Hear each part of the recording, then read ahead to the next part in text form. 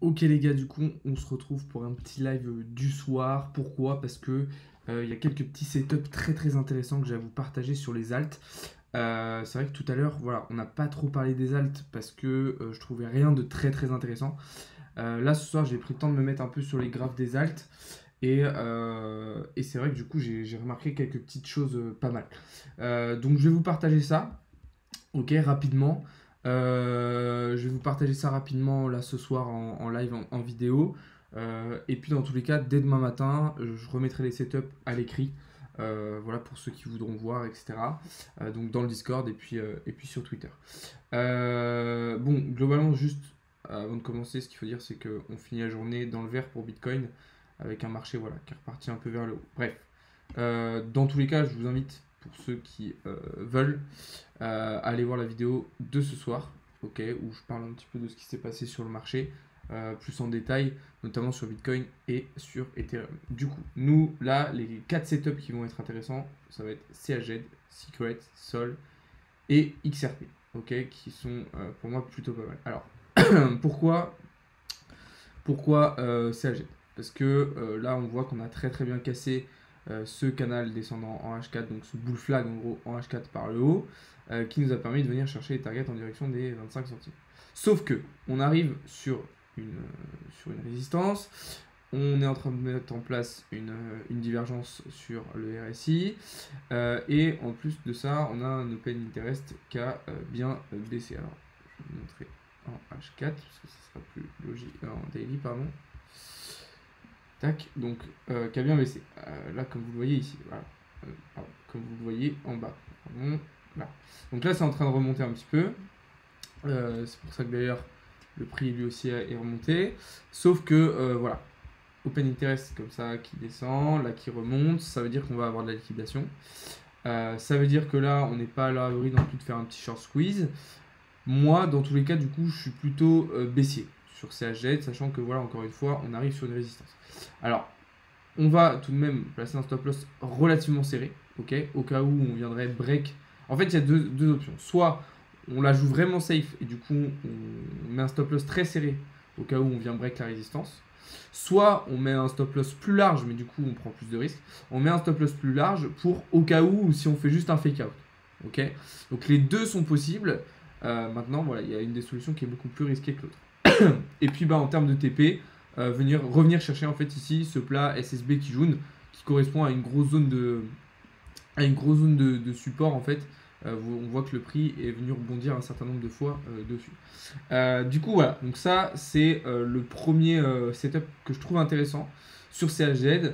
Donc avec cette div sur le RSI, avec l'open interest qui nous annonce pas mal de liquidations à venir, et puis le fait qu'on arrive sur une belle zone de résistance. Si on prend en compte en plus la situation de marché, bah voilà, logiquement, ça serait ce setup qui pourrait être intéressant. Ensuite, du côté du Secret. Alors, Secret, déjà c'est un coin que je trouve super intéressant. Et je le regarde pas mal en ce moment. Pourquoi? Parce que il fait partie de l'écosystème Atom. Et vous savez que l'écosystème Atom, eh bien, il performe énormément en ce moment. Il performe très bien en ce moment. Et donc, qui dit un écosystème Atom qui performe bien, dit potentiellement un écosystème et un token Secret qui lui aussi pourrait bien performer. Donc là, je vous ai mis en bleu 4 niveaux en fait à surveiller. Le premier, eh bien, on est dessus. Ok, donc pour le moment, moi je ne suis pas rentré en position. Mais si on était amené à break eh bien, ce niveau-là par le haut, alors évidemment, l'objectif serait de venir chercher le prochain. Donc là, moi je me suis fixé 4 niveaux qui vous correspondent en fait à mes 4 TP. Alors là, vous voyez que j'ai mis un stop loss assez serré parce que j'ai directement mis mon premier take profit ici.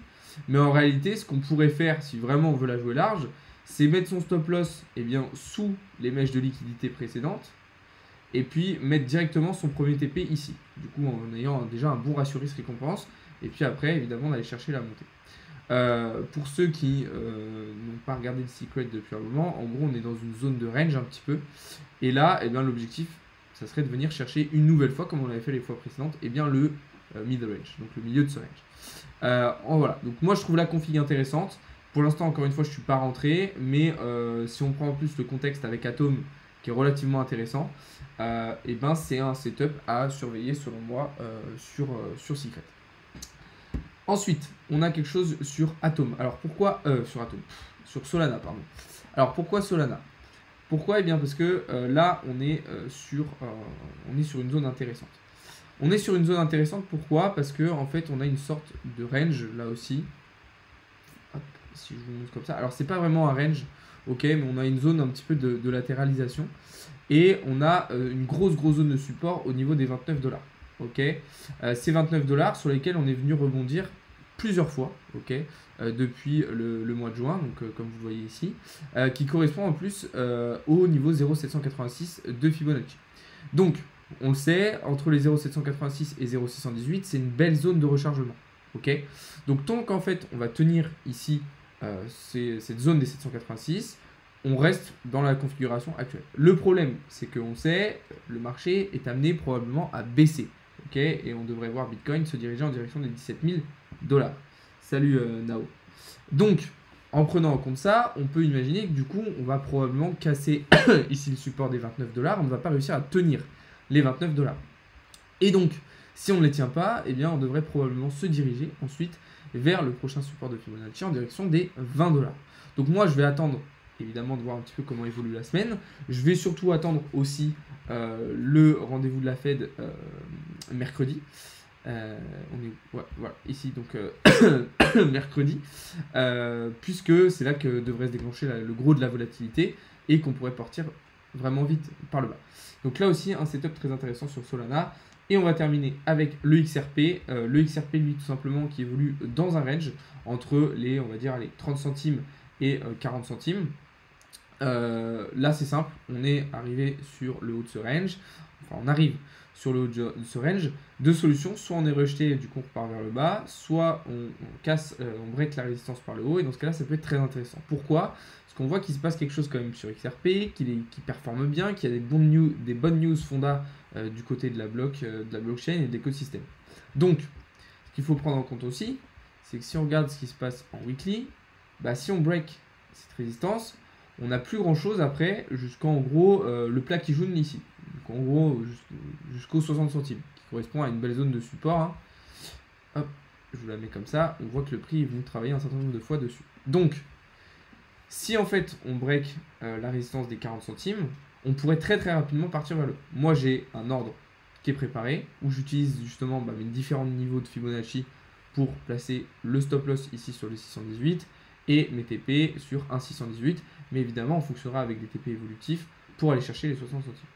Voilà, donc là, je vous ai montré 4 setups qui sont très intéressants selon moi. Il n'y a aucun de ces setups sur lesquels je suis déjà rentré. Ok, j'ai pas de position ouverte, hein, que ce soit sur Solana, CAG, Secret ou XRP, mais c'est des setups que je ferai. Donc encore une fois, voilà, je voulais vous les montrer dès ce soir vu que vous me l'avez demandé dans le serveur Discord. Je vous l'ai montré dans le serveur Discord. Alors attendez, il y a quelqu'un qui me demande le lien.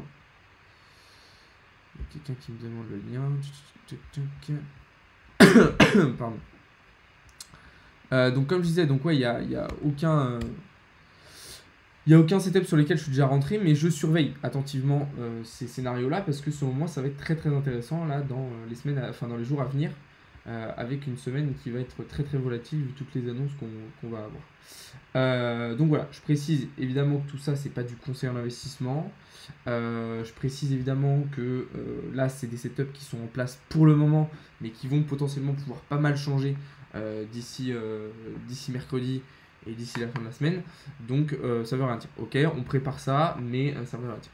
Donc comme je vous l'ai dit, dans tous les cas, je vous les mettrai à l'écrit si ça n'a pas trop changé, hein, évidemment, demain matin. Donc je vous les mettrai dans le Discord et puis sur Twitter. Et puis je pense aussi en analyse TikTok.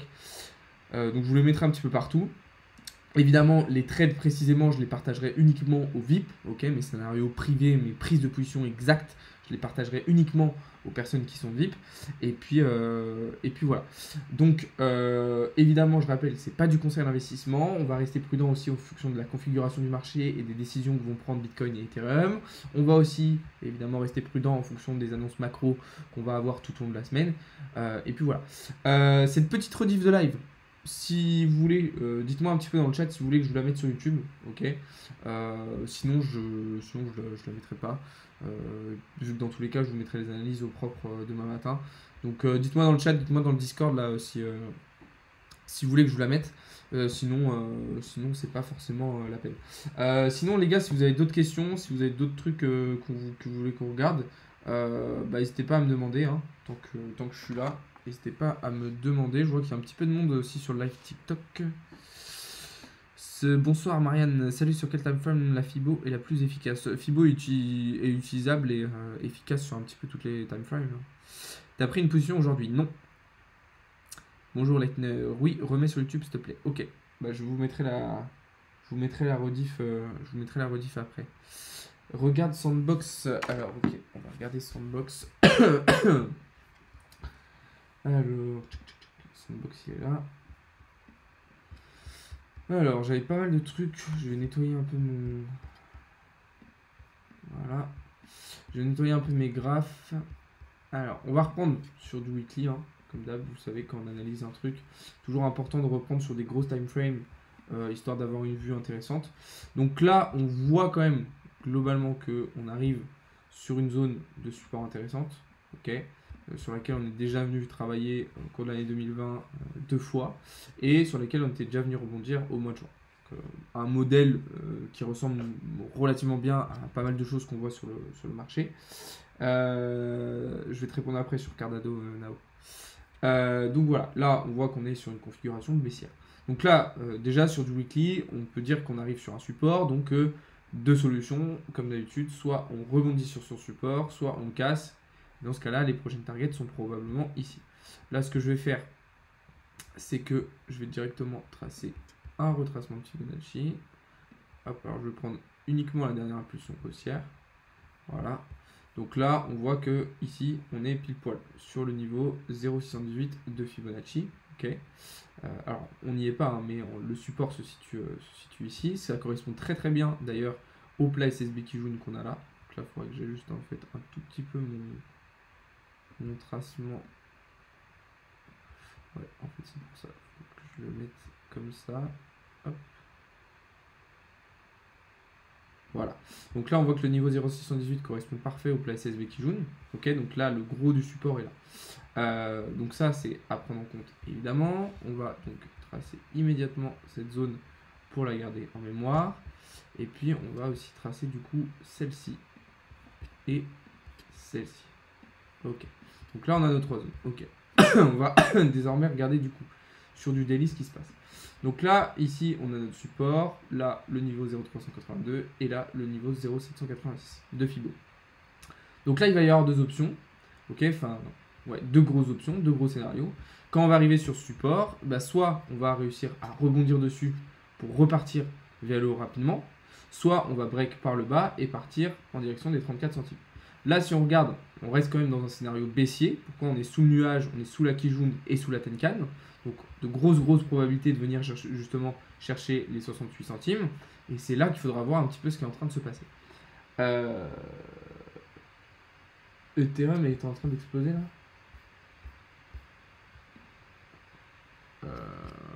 Alors attends, parce que là du coup j'ai pas vu qu'Ethereum explosait. Alors effectivement, on est en train de faire une belle bougie en cours sur Ethereum. Après, exploser, j'appelle pas vraiment ça exploser. Mais effectivement, là, on est sur une config intéressante ce soir sur Ethereum qui performe bien. Performe très très bien. D'ailleurs, la bougie semble très très intéressante. C'est une belle poussée là, en direct, sur Ethereum. On va regarder un petit peu ce qui se passe, mais c'est vrai qu'il y a une belle poussée. Alors, je sais pas à quoi c'est dû. Vu l'heure, en plus, 23h22. Assez étonnant à cette heure-là, mais ok, on va surveiller ça. Je vais reprendre ce que j'étais en train de regarder du coup sur Sandbox. Du coup, voilà. Maintenant, encore une fois, bah, comme je vous le disais, il faut prendre en compte aussi ce qui se passe sur le marché. Donc là, on voit qu'on est probablement en train de faire un petit short squeeze. Donc là, ce qui va être intéressant, c'est de voir que ici, on a un plat qui jaune, qu'on arrive sur une résistance intermédiaire et qu'on est évidemment toujours sous le nuage. Donc là, si, je dis bien si, ok, on est rejeté par la Kijun, on pourrait prendre un short, un gros short, ok, en se mettant un peu large ici avec un stop loss sur le plat du nuage de cette manière, ok. Je dis bien si on est rejeté par la Kijun, ok, si on la break, pas la peine de prendre cette position. Mais si on est rejeté ici, ce qui serait d'ailleurs fort probable étant donné la configuration qu'on a, alors on pourrait prendre un très gros short. D'ailleurs, hop, vous voyez que là, c'est tout de suite un setup que je vais remonter dans ma sélection et que je vais garder aussi pour demain matin. Parce que ça pourrait être très intéressant. Ok, ce petit setup sur Sandbox. Donc tu vois, Eloane, tu as bien fait de me demander. Et puis évidemment, il faudra attendre aussi confirmation de la Chikuspan. Si la Chikuspan, vous voyez ici, bah, passe sous le prix, alors évidemment, ça sera un très très bon signal baissier pour rentrer en short. Donc là, demain matin, on regardera bah, si on a été rejeté ou pas sur la Kijun. Et si la Chikuspan est passée sous le prix, alors moi je rentrerai directement en short, je pense, sur le 100. Du coup, on me demandait la blockchain Cardano, ce que j'en pense. C'est une blockchain qui a très très peu innové ces derniers temps, mais là jeudi il y a une grosse mise à jour qui arrive, donc on va surveiller. On va surveiller ce qui va se passer et si ça peut être intéressant. Alors je sais pas pourquoi j'ai ce trade ici. Ok, bon bah ouais, belle poussée effectivement en direct d'Ethereum. Je sais pas forcément trop à quoi c'est dû. Je vais reprendre vos questions sur TikTok. Avec la Fed mercredi, le marché sera baissier du coup. Probablement, après voilà, on sait des fois quand il y a des annonces de la Fed, le marché part vers le haut dans un premier temps avant de descendre. Confiance en Solana sur le long terme. Je suis assez mitigé. Ça doit perforer avant l'annonce de la Fed, je pense, effectivement. Là, c'est laquelle crypto? Alors là, on regardait The Sandbox, le Sand, juste avant. Du coup, voilà un petit peu ce que je vous avais à vous partager. Salut Tass avec Hans en information sur plusieurs cryptos. Effectivement, ça peut s'apparenter à ça. Effectivement. Du coup, voilà un peu les gars, ce que je pouvais vous dire là-dessus. Je vais pas trop traîner en live, il est déjà 23h30. Dans tous les cas, voilà, j'ai des petits setups de préparer. Je regarderai le rose demain, Eloane. J'ai les petits setups de prêt là pour demain matin, donc je vous partagerai ça directement sur les différents réseaux demain matin. Et je vous partagerai les trades précisément pour tous ceux qui sont membres VIP sur Discord. Du coup, voilà. Sur ce, les amis, bah, je vous souhaitais une bonne nuit. C'était un petit live nocturne qui était bien sympa à faire. Je vous souhaitais une bonne nuit. N'hésitez pas à rejoindre le Discord, à vous abonner, à aller checker les différents réseaux. Sur ce, moi, je vous souhaite une très bonne soirée. Et je vous dis à demain. Du coup, je pense que je vais vous mettre le petit live en rediff sur YouTube. Ok, petit live nocturne, voilà, ça fait jamais de mal. Et puis voilà. Sur ce les gars, bonne nuit à tous. Je vous dis à demain et reposez-vous bien. Et on se retrouve demain pour une grosse journée. Ciao les amis.